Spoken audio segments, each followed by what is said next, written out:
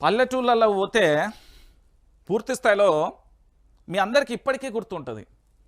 ఆ పూర్వం నుంచి అంటే చాలా సంవత్సరాల నుంచి అది ఎన్టీఆర్ ప్రభుత్వం అయినా, చంద్రబాబు ప్రభుత్వం అయినా, రోషయ్య ప్రభుత్వం అయినా, కిరణ్ కుమార్ రెడ్డి ప్రభుత్వం అయినా, కేసీఆర్ ప్రభుత్వం అయినా, ఇప్పుడు రేవంత్ రెడ్డి ప్రభుత్వం అయినా.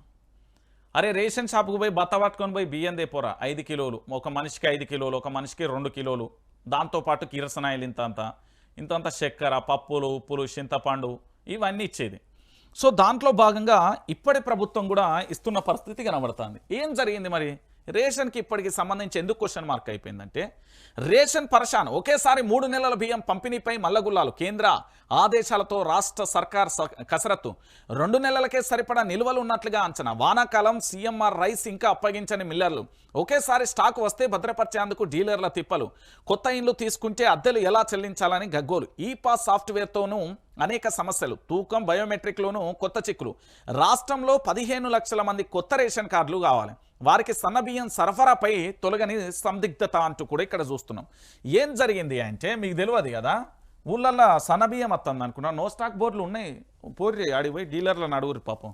వర్షాకాలంలో ఇబ్బందులను దృష్టిలో ఉంచుకొని లబ్ధిదారులకు జూన్, జూలై, ఆగస్టు నెలకు సంబంధించిన బియ్యాన్ని వచ్చే నెలలో పంపిణీ చేయాలని రాష్ట్ర ప్రభుత్వాలను కేంద్రం ఆదేశించింది. ఈ నేపథ్యంలో రాష్ట్రంలో పూర్తి స్థాయిలో కూడా 3 నెలల సన్న బియ్యం ఒకేసారి పంపిణీ చేసేందుకు పౌర సరఫరాల శాఖ కసరత్తు చేస్తున్నది. కొన్ని రోజుల నుంచి మండల్ లెవెల్లో స్టాక్ పాయింట్ల నుంచి గ్రామాలకు బియ్యాన్ని తరలిస్తున్నది. అంగన్వాడీ, హాస్టళ్లతో పాటు రేషన్ షాపుల ద్వారా లబ్ధిదారులకు పంపిణీ చేయాలంటే నెలకు సుమారు 2 లక్షల మెట్రిక్ టన్నుల బియ్యం అవసరం. అంటే 3 నెలలకు 6 లక్షల మెట్రిక్ టన్నుల బియ్యం అవసరం అవుతుందని పూర్తి స్థాయిలో చర్చ కొనసాగుతున్న తరుణం కనబడుతుంది. సో ఇక్కడ జరిగే విషయం ఏంటంటే 2 నెలలకు సరిపడా బియ్యాన్ని పంపిస్తారు, సరే మంచిగానే ఉన్నది.